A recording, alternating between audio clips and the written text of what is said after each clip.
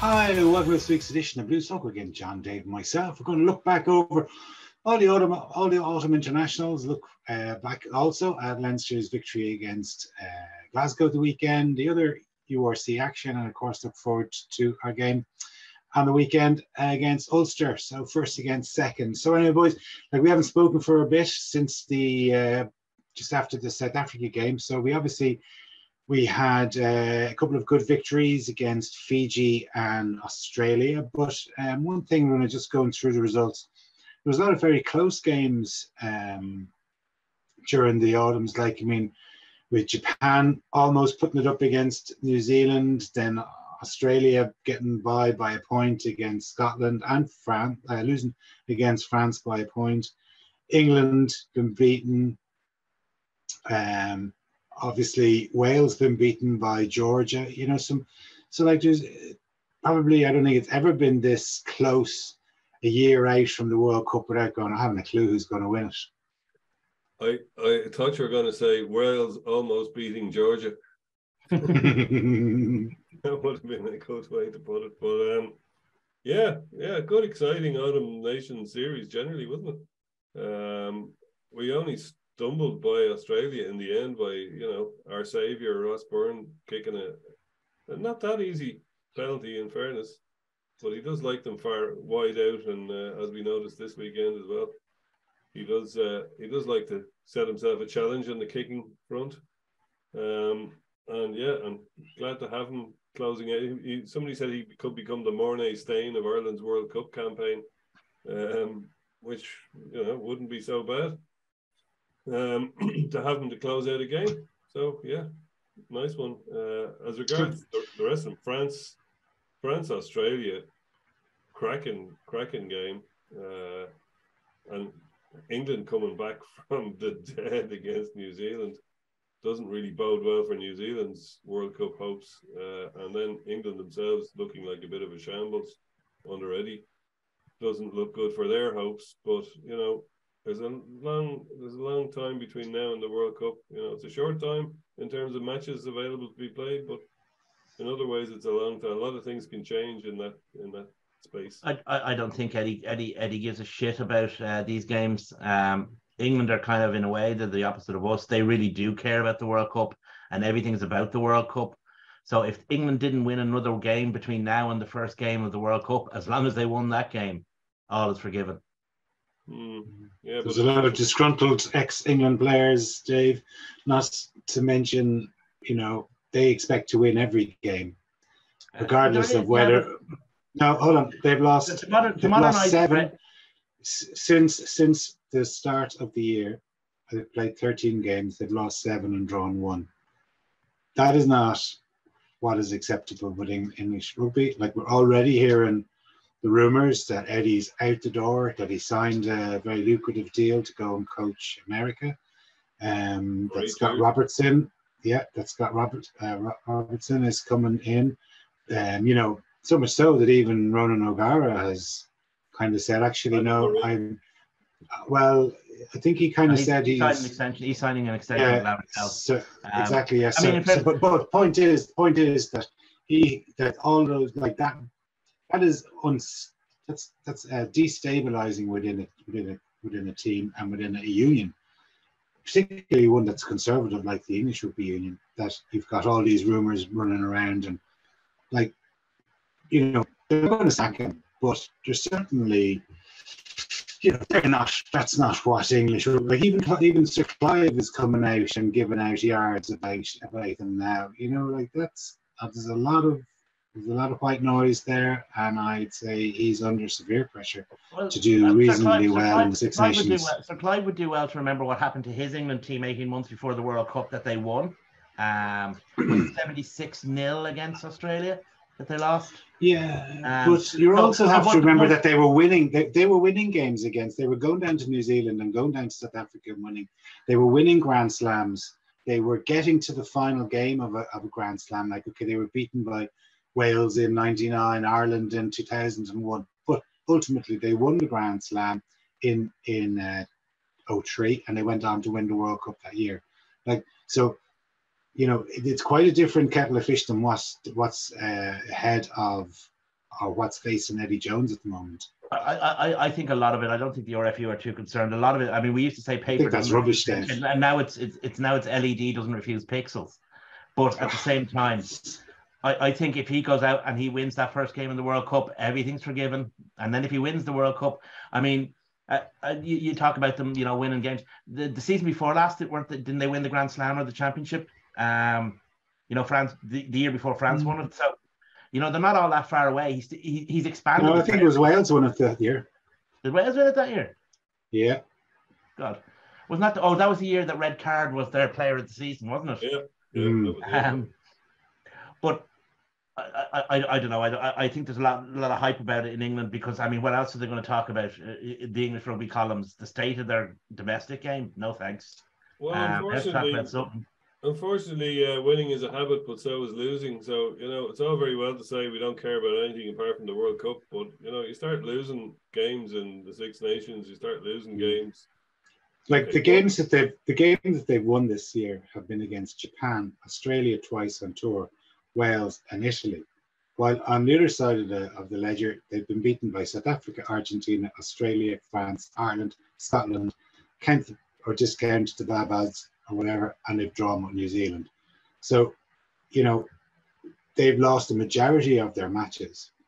There used to be a thing in Ireland that, well, if we win our home matches in the Five Nations at the time, that was considered a good season. They're actually in deficit. They've lost, if you discount the Babas match, they've lost 6 of their. They've won 5, they've lost 6 and drawn 1. So they've actually changed the coach before the World Cup. I don't think so, but if they had a couple of disasters in the opening rounds of the Six Nations, I wouldn't be surprised. I think it would take a loss to Italy, to be honest with you. But yeah, maybe it would. They are where they are. I mean, the game is what it is. I mean, at least they're not Wales. I suppose is what it is. There you go. There's another coach under a lot of he is under a lot of pressure, and they are like you were saying about the RFU being conservative. The WRU can be quite, it does have an itchy trigger finger. They get rid of guys, for very little reason, and their beloved, their 2 most favorite coaches are available right now. So I could see a change in Wales before I'd see a change in England.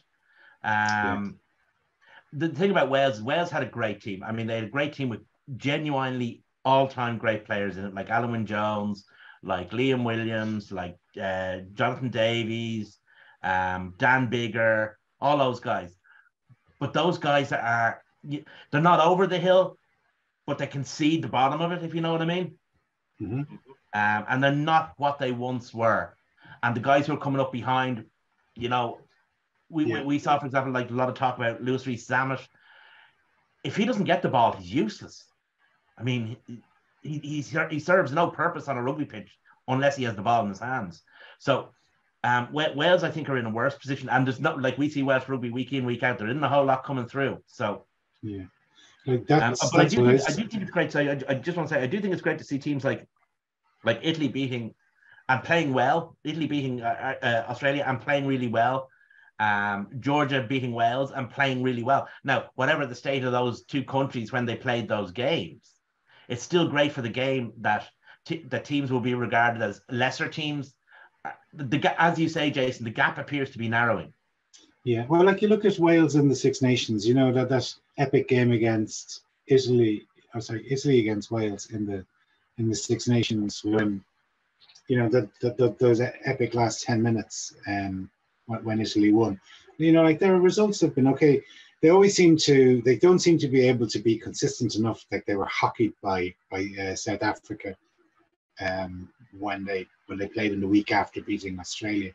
But still, for them to get a scalp, it wasn't that long ago that we would have been absolutely cock-a-hoop to beating an Australian team.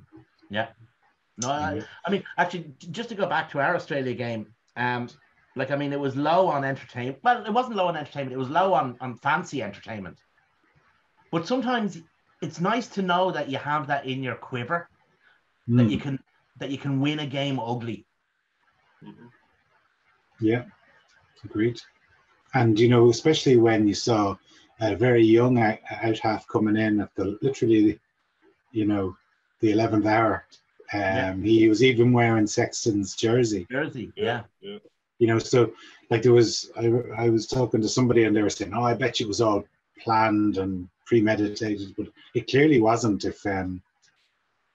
If he was wearing a jersey that was jersey, embroidered with somebody else's name. Yeah, no, I exactly. Actually, maybe the reason he was wearing Sexton's jersey is because it wouldn't fit Ross Byrne.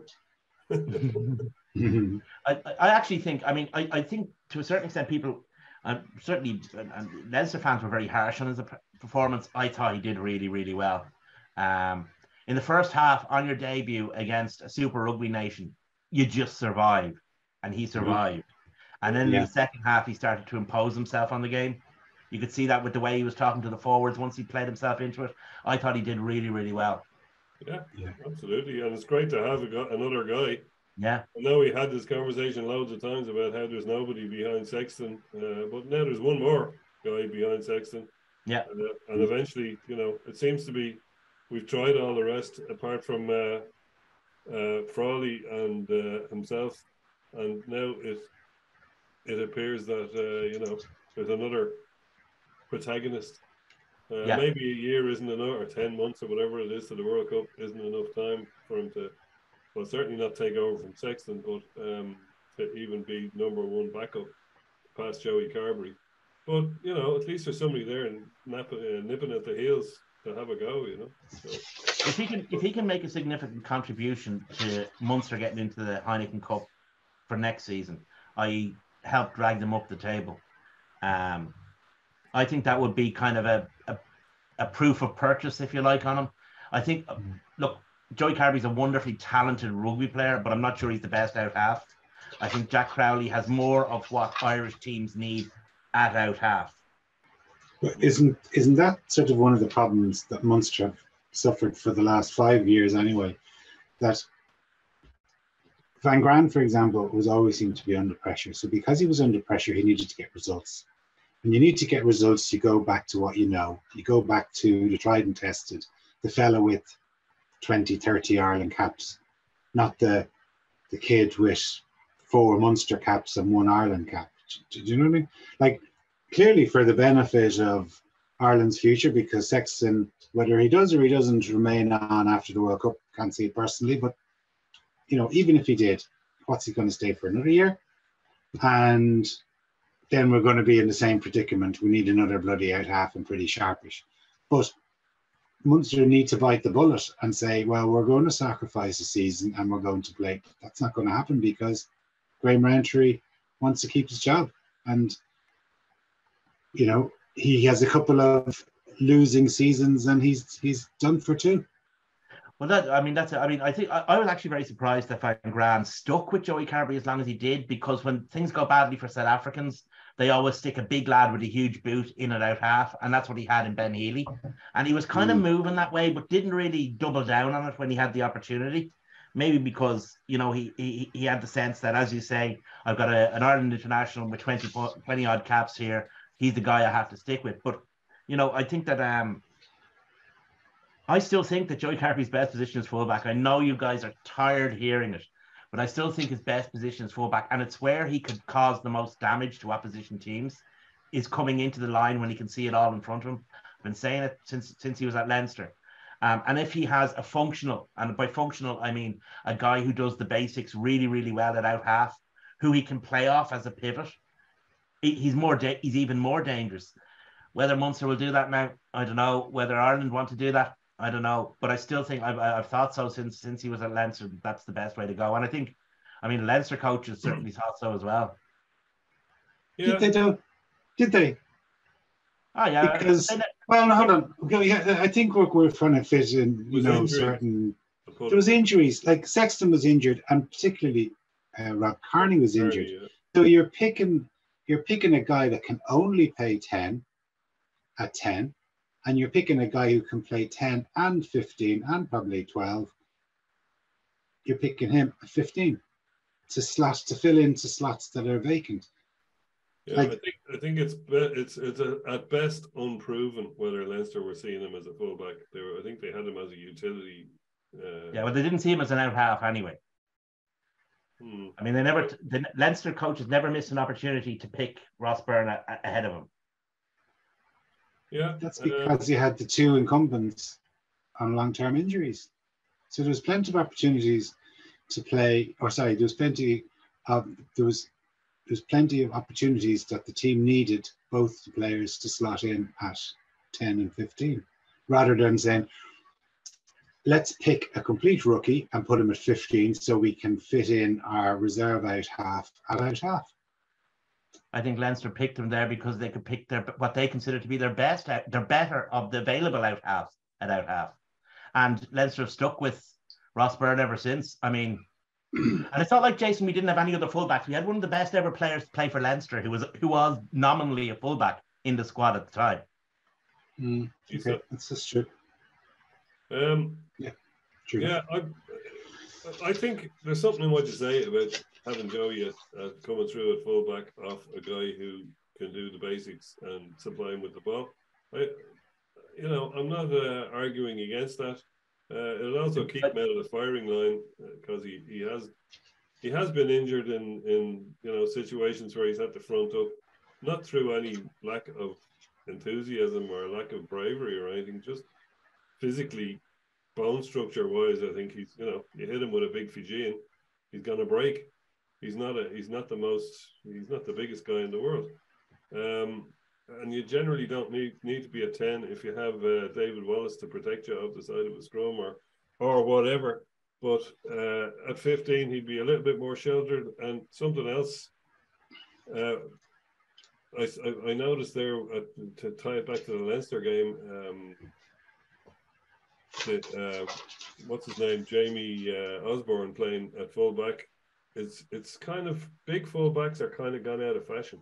He's a big guy. Remember they moved Robbie Henshaw to fullback and things didn't work out so well for him. And they reckon, he bulked up a lot since he played fullback as a youth. And the more bulk you're carrying, the amount of mileage you have to do as a fullback it's not ideal to have a big lad there. Unless maybe he's that's what's gone on for Eddie Jones. So Chris Latham, for example, or somebody like, if you want to go back to somebody like that, you really need the nous to cover the ground rather than your legs, whereas Joey Carberry has the legs to do that as well, so I'm not entirely sure about the big fullbacks thing, John. I mean, we've seen a couple of big fullbacks active in the last 12 months. I mean, you've got what's his name, Stewart at England. Geordie Barrett spends a lot of time at fullback, although he seems to have moved in the centre now, which is a better position for him, I think. I don't know. I think we kind of, using the phrase fullback about Joey Carberry when he has the ball is probably the wrong phrase. In soccer, he'd be ironically a number 10, that guy playing in behind and, the fantastico player. I just think we can get more out of, or potentially Munster and us could get more out of him as a fullback than we do out of an out half. I mean, he's played he's played a certain amount of games for us, admittedly, with less than full strength 15s at out half, and it hasn't really clicked. Now, he's got injured a couple of times. I mean, I thought that game against Fiji, not the one this time, but the one was it 5 years ago. I thought that that was going to be kind of his opportunity, and he obviously did an ankle there that caused him a lot of problems ever since. So he's been unlucky as well, it must be said. But in fairness, he should have stood up. I know it's probably impossible to do, but he should nearly have stood up to Schmidt and said, "Sorry, I'm not ready, and I'm not going to the World Cup." Because that put him back. Now, like, I know that's probably you're putting yourself in an impossible situation, and he's a young bloke, and he probably wanted to. Of course, he wanted to play for Ireland and go to the World Cup, and all those factors. But it stagnated his career for 3 years, pretty much. Yeah, it was a very unfortunate period of time for him. He was out. He was out, with the exception of a couple of games. He was out for nearly a year from the World Cup to, into 2020. And then he came back, and but when he was playing, he came back into kind of a fairly dysfunctional organisation, which wouldn't have helped at all. But he seems to, I don't know, maybe just looking from the outside in, he just looks that he's lost his confidence, and especially, and it must be very hard when all you hear about is Ben Healy this, Ben Healy that, Jack Crawley this, Jack Crowley that, you know, like, and not giving the incumbent any kudos or credit. Like it's that happens. Must be pretty. They can be quite fickle, especially with guys they import. There's always somebody newer, especially if they're local. They did that to what's his face beforehand. Yeah, it is. There's always a shinier toy. Yeah, true. Anyway, look, we move on from Joey Carberry. So we played Glasgow last week.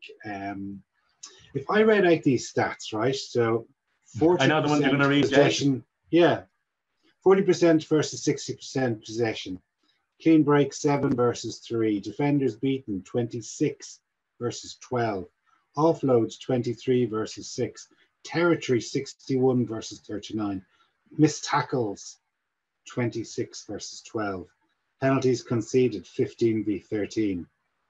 Which team do you think I'm talking about? I'm actually okay. I'm talking about Glasgow. So Glasgow, all those statistics were in positive for Glasgow. Yet they were beaten by 35 points and pretty much looked like they would be lucky to get those 5 points. Yeah, they spent a lot of time running backwards and forwards across our 22 from side to side. A lot of time going east to west. They didn't have a whole lot of north-south. That match was a Leinster win. It was functional. It was efficient. It was job done. Next. I leaned over to a friend of mine who's recently retired from the civil service and said that Glasgow team has all the penetration of a pensioner's penis. And folks, if you're wondering why this episode has got a PG rating, you just know why now. Sorry, guys. But anyway, they didn't do a lot with the ball when they had it. They just east to west, John. They just went east to west, and you know, you kind of looked at them when they had the ball, when they had possession, and went, if they're going to stay on the 22, that'll be an achievement. You know, and they're not going to go backwards away from the 22 and end up on the 10-meter line or the halfway line, and then have to kick. So I don't know what's going on, what's rotten in the state of Glasgow. They're not having a great season. They've had a few decent wins, but they're not firing on all cylinders by any. They're like Jason was talking earlier about the Irish team getting wins at home, and that was a good season. Glasgow are unbeaten at home, but they've lost every single match away. Yeah, it's insane. Yeah. But I mean, you know, Rob Russell obviously is going to get a lot of the kudos for scoring his hat trick, but like there was a couple of. It's actually been quite quiet, Jay, about him. He doesn't seem to have attracted that kind of attention. Normally, when we get a young winger who's scored who's done something like that, there's a lot more chatter about him, but there doesn't seem to be. But there was some lovely bits of play that led to those tries, like the offload, in the tackle from Charlie. What's his name? Natai, thank you.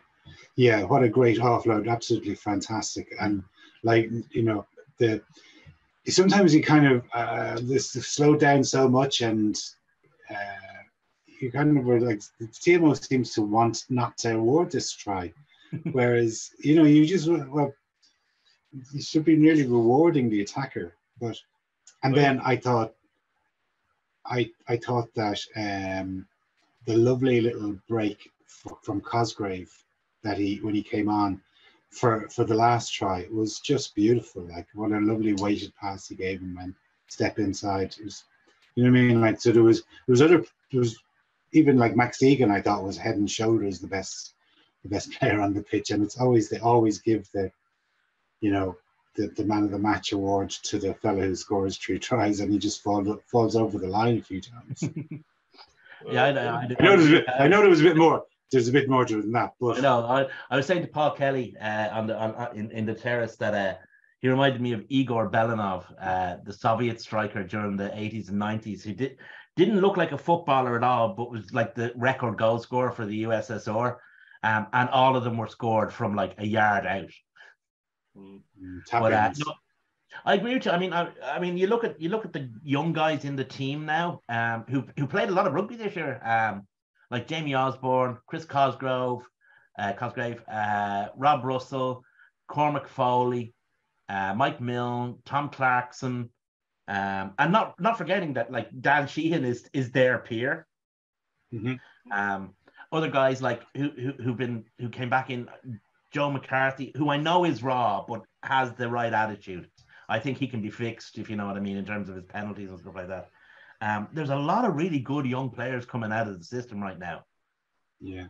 I think Joe McCarthy's he fancies himself as a bit of an enforcer, which is on one hand, like you say, a bit of a penalty machine, but on the other hand, it's good to see in a guy so young that he's standing up to the. There was an incident with the big tall second row for Glasgow, can't think of his name.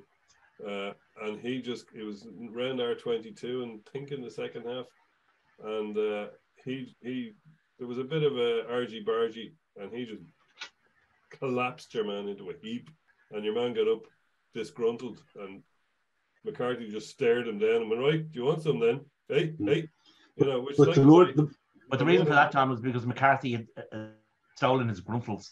Yeah. but yeah. Like the more that he gets established within the team and his reputation starts to build as an international, the less penalties he'll be awarded against him. Like refs would be like looking at this kind of young looking fellow with no rep and no, name. It's easy to give him a penalty. How often did Victor Matfield get penalised? Like or Becky's boat? I'd imagine quite not as often as other second rows, even though they probably committed as many infringements. I'd say Becky's Bota has quite a few yellow cards to his name. Yeah, they were off. But I still think he would have got away with a bit more. Look at Richie McCaw, for example. Get away with a lot just because of the name. You trade under the name that you've. Well, the other side of it is, as he plays more and more in the first team, he'll know when he can and when he can't do things. He's still learning that right now. I mean, he's still a very young player, especially for a lock. So, I mean, it's something he'll pick up, and his development, I know people say, he has to learn discipline and stuff like that. He will learn it because he has everything else. Yeah, well, he's certainly been very fast-tracked into the national setup from, you know what I mean? He was like James Ryan-esque kind of thing. They obviously see something there. Yeah.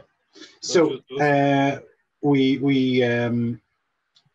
won a game that obviously we didn't cover when we were off the air for a few weeks, was the win over Chile. I know you were at it, John.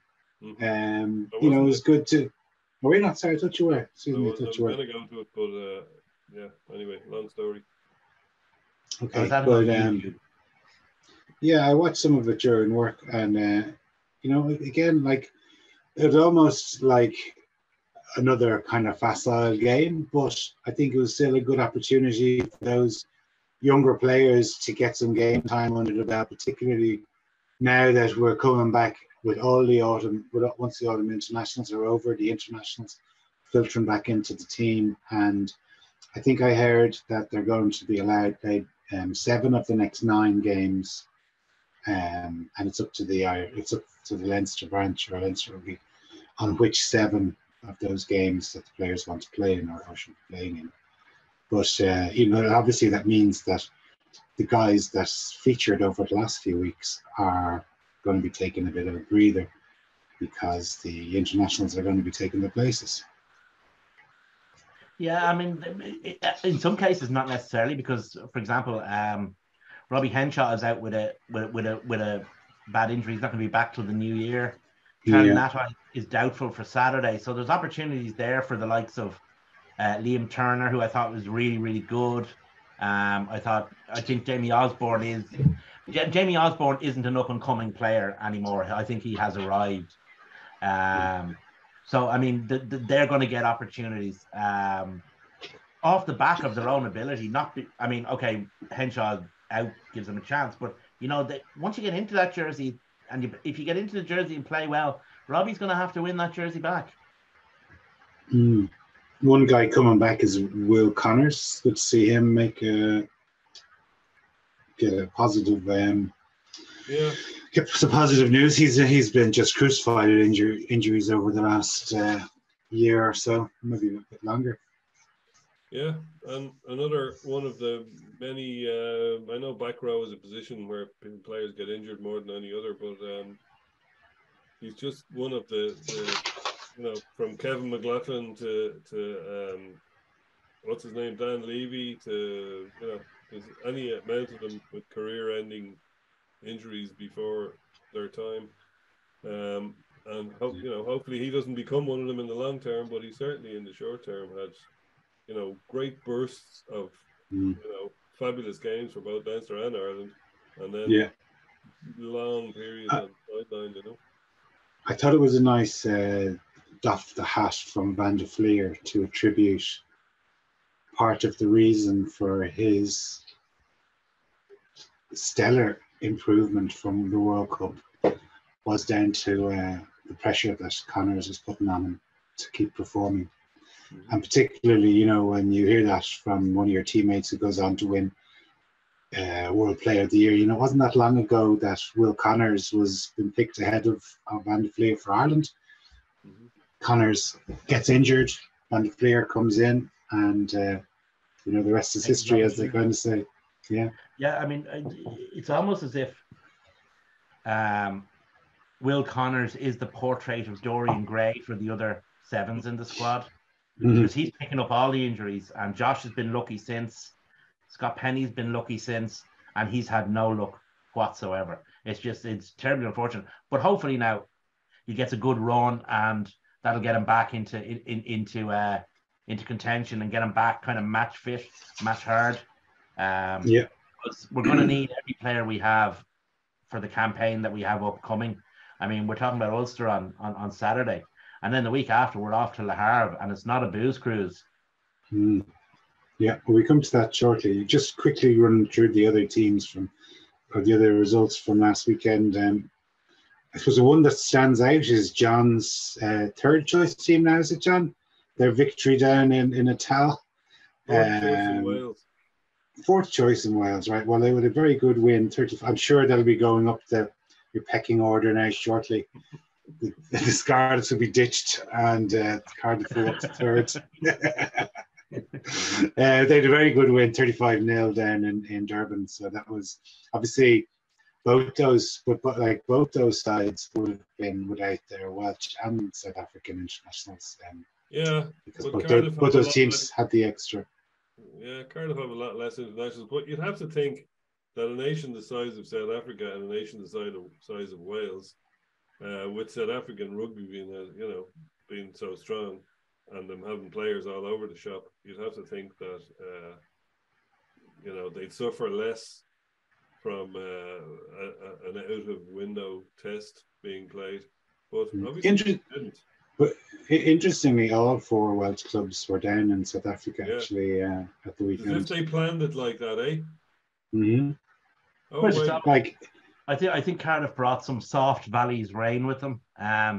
Because when it started raining, Sharks were like, "What the hell is this stuff?" Yeah.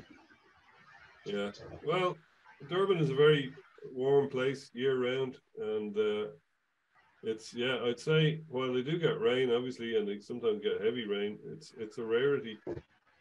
So maybe it did take them by surprise, but it's obviously an attitude problem. You don't get done 35-0 at home by the likes of Cardiff unless there's something rotten in the state of Denmark. I'd agree with that. Particularly the response of the organization. Okay, every team loses a game. Sometimes a team can absolutely phone in a stinker, but you don't sack your coaching staff because of it. And they did. He took a bullet. So there's more at play there than just. What was, it has to be admitted, I mean, not to take it away from them, what was a very good Cardiff performance. Oh, yeah, for sure. And they spent a bit of money during the summer, to bring back some of their stars and hold on to other ones. They've got a pretty good roster. They have a very strong first 15. Yeah. Obviously, you kind of question what's below it in the normal run of things, although you can't last weekend. But they have a very strong first 15. They brought back Taulupi Faletau. Reece Priestland is there now. A lot of players. They kept Anscombe. Didn't they keep Anscombe? Is Liam Williams there? Liam Williams. Doesn't he? I think he plays him. Yeah, I think he does. Another notable result was Benetton beating Edinburgh. Was that notable though, Jay? This season? Well, okay. Oh yeah. Well, I mean that in a positive way. Yeah. No, Benetton. I think there seems to be whatever about Zebra, but there's certainly been a resurgence in Italian rugby, like the national team. Obviously, we spoke about earlier, but probably on the back of Benetton getting. They've won 4 from 8 now. They're certainly, worthy of their place in the league. Whereas before everyone was questioning both Italy's and the 2 Italian sides in the URC. So it's great to see. It's great to see more competitive games and not just if you're doing your coupons and looking down and going, "Oh, that's an away win." Certainly, it's good to see. Good to see. Actually, it's funny you mentioned at the beginning of the season, obviously Benetton went well and continued to go well. But Zebre actually started the season quite well. They picked up 4 losing bonus points in their first 4 games. And then I think they lost heart because they just couldn't get that win that they needed in either game 5 or 6 to justify what they were doing. They seem to have lost heart and they've fallen off. But Benetton are now a team that you can't take lightly. Yeah. And don't forget, like even a couple of seasons ago, didn't they? I know it was, derided, but they did win the Rainbow Cup? That was it. Yeah. They've won silverware more recently than Munster. Speaking of which, they did beat Connacht, who've also won silverware more recently than. Yeah, that's everyone, Jay. Everyone's won silverware more. I've won silverware more recently than Munster. Admittedly, it was for a table quiz, but still. So that's. They're 9th in the league now. Even after that win, they've got 3 out of 8 wins. Same as Connacht actually, Connacht got 2 out of 8 wins. I just thought that. Well, I suppose the weather conditions just ruined that as a spectacle or as a game. It was hard to watch. I expect Munster to start winning games and start climbing up the table. Whether they've left it too late now is another question. But they have a new coaching staff in there with a new coaching philosophy. All their players are starting to come back. The guys who've been injured, they're starting to get back into their run of things. Whether it's too late for it's too late to win the URC. Whether it's too late to qualify for Europe, they could well do it. I kind of expect them to. Okay, here they've got a really tough couple of games coming up now in December, right? So they've got Edinburgh at the weekend. Edinburgh are ahead of them in the table. They've won. Okay, they lost last weekend, but they've still won 4 of their 8 games. They're 5th in the table. Munster are away to them. Edinburgh seem to, like Glasgow, good home record. Then Munster have got Toulouse at home, Northampton away. They've got us on Stevenson's Day and Ulster away on New Year's Day. That's a hard assignment. And I mentioned, I mentioned about the Irish players being allowed to play 7 out of 9 games in the next block. Munster don't have that many Irish players, so they're relying on on the team that's got them 3 out of 8 wins. You know what I mean? You can't continually play Peter O'Mahony and Tadhg Byrne. You know what I mean? We've kind of seen, sadly, Conor Murray is coming to the tail of his career. We saw that in the South Africa match, the difference that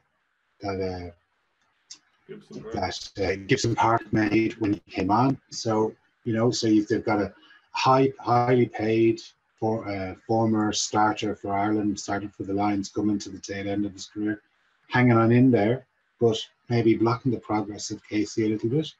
They're not sure what they're doing with their out half, whether they're going to be. We had this debate who they're going to play or what way they're going to play. I think I was talking to somebody today and I was saying, should they nearly forfeit? If you're Graham Rowntree, So you just say you get to the semi-final of Europe and you go out in the blaze of glory and you still beat them, but you don't qualify for next year's Heineken Cup in the league. I would deem that to be pretty catastrophic failure. Whereas if you did qualify, but you went out pool stages or even quarter or round of 16,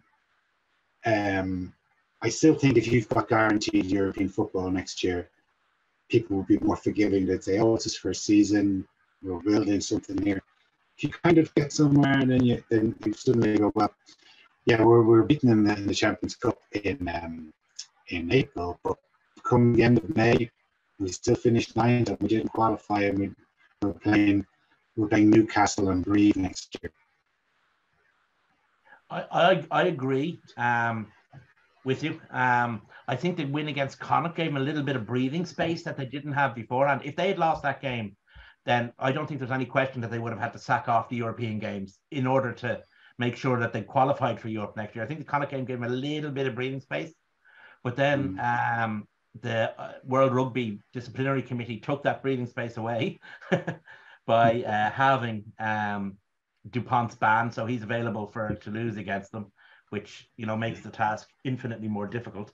Although Conor Murray has always had, I think, the Indian sign over Dupont.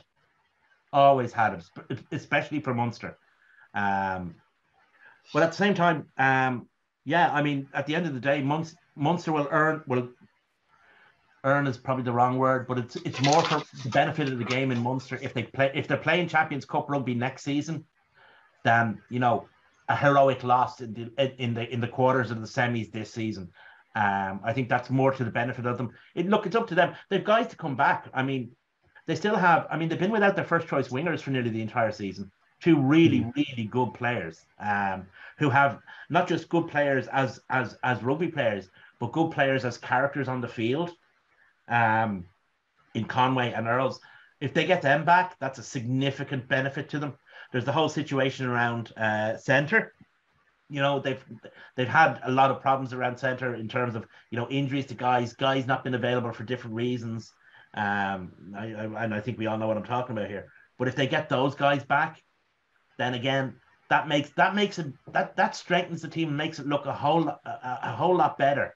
And then the young guys coming through like Dogbo and other guys like that. So things are not, the sun isn't out, but you can see gaps in the clouds. So you're saying your glass of turnip juice is half full, Dave? The glass of turnip juice is half full. Yeah. I mean, look, some of the stuff they do is stupid. I mean, but they are bringing players back in, guys coming back from injury. They are building. It's all about season management now. When you're ninth, and only a certain number qualify. And remember, actually qualifying mightn't be enough to qualify them. They have to be cognizant of that. It mightn't be enough to get up to, position 6 or position 5, because there could be Welsh or Scottish teams behind them or two Welsh or Scottish teams behind them that have a guaranteed entry, So you have to be very, very careful, especially with Leinster going so well, Ulster going so well, and the South Africans going so well. They have to be very careful about season management. And I think that's what you were getting at, Jason, that season management is the key here. It's not about winning all the games. It's about winning the right games. True. Okay, so going back to our game against Ulster, obviously they've beaten us twice last season, but then we did beat them up in Ravenhill earlier on this year too, in September, I think. Time to return the favour. Beating them twice in the season. Definitely. So we kind of said obviously the Ireland players are coming back this week, but doubts remain over a few of them. Sexton's calf. I can't see him being risked at all. No. Wasn't James Lowe out running about though? Larmour and Lowe are positive news about both of them. Yeah. So we gained 2 wingers and lost 2 centres, kind of thing. Robbie Henshaw and Natai. I don't think a decision hasn't been made on Natai, but he did pick up an injury last week, so he has to be classified as doubtful, all right. But again, I'd wonder if they'd risk him considering Henshaw's injury. Henshaw's out till He's out for the Heineken Cup matches in January. He's out until the new year anyway. Yeah. So, and then of course Ulster have Ian Henderson back, which is good for them. And then they have their. Did I see him named in an Irish squad and then disappear again? I think he trained with the team, but I don't think he went. I don't think he was near selection, and he came back on last week on sub. I think, and then of course Ulster have their 1001 ex-Leinster players who will be jumping at the bit, trying to get a bit of revenge, sweet revenge. Well, revenge is our turn this time. Like, they did the double over us, so it's time for us to do the double over them and send them back. They think again. Yeah, it'll be. I mean, Ulster will have a very strong team. I mean, if you look at their back line alone, it's got a lot of power in it. And you got wings like you got Stockdale, you got Balakoon, you got Lowry back, Stuart Moore, Hume, McCluskey. That's a strong 12 to 15, you know, all those guys, whichever ones they pick from them. They have to get the ball though. That's what I was going to say. The question is I don't think they're strong enough in the back row. I don't think they are strong enough in the back row. But the worrying thing for Leinster is that Marty Moore has achieved a level of fitness. Mm-hmm. He can cause havoc at a scrum time, you know. In their 7 games that they've played so far, they've scored on average 34.4 points per game. Well, we've played 8 games if they were more, but we've scored slightly less, 32.6 points per game. So they do potent attack, but our defence is probably leaks a try less on average, which I thought was quite telling and interesting. And I suppose, you know, but like I don't think there's going to be very much in it. Maybe home advantage might just sneak it for us. Yeah, I don't think there'll be much more than a score in it. I think it's going to be a very, very physical game because I think that's where it'll be won. I don't see much more than a score in it. I think we'll win. I wouldn't be surprised if they did. Fingers crossed. Yeah, but we've said it umpteen times on here before. They must be just sick of Leinster. You know, at some point that just you've got to make a stand and say we're not losing to them anymore. You know what I mean? Like you're going back 10 years ago, you're going back to Heineken Cup finals, Pro 12 finals, quarterfinals in Champions Cups in the Aviva. You know, all these big games, and they haven't won one of those big games. At some point, they have to stand up and say, we're not losing to that crowd anymore. I mean, they as John said, they did double overs last season, but it didn't become a habit because obviously we turned them over up in Ravenhill earlier this year. But as you say, I mean, all the big games they've lost to us. I mean, we had the thing in the RDS last weekend celebrating the teams of 11 and 12, and that loss in 2012 must have been absolutely soul destroying for Ulster. Because not only it's not that they didn't fire a shot, it's that we took the guns off them in the first place. Decommissioning. So that would have been soul destroying, and then to come back and they had to play because Ravenhill was been redeveloped. They had to play their home Maria Pro 12 final or Pro 14, whichever it was, in Dublin, and they lost that, and then they lost again. And as you say, that quarter final. Pardon? Cuff, Robbie Dyack, cuff. Yeah. But that's it. I mean, teams that are really, you know, switched on, their players don't make those mistakes, you know. Yeah. Well, yeah. All you have to do is fall, Dave. All you have to do is fall and not lose the ball. That's literally all you have to do. So 2 things then. That's more than a forward can usually think about, John. Multitasking. You must be a back. Yeah, so it would be a good game. I'm looking forward to that at the weekend, and like it's the future Scottish international at halfback. Yes, well, we could be. It could be actually the Munster out half could be a future Scottish international as well.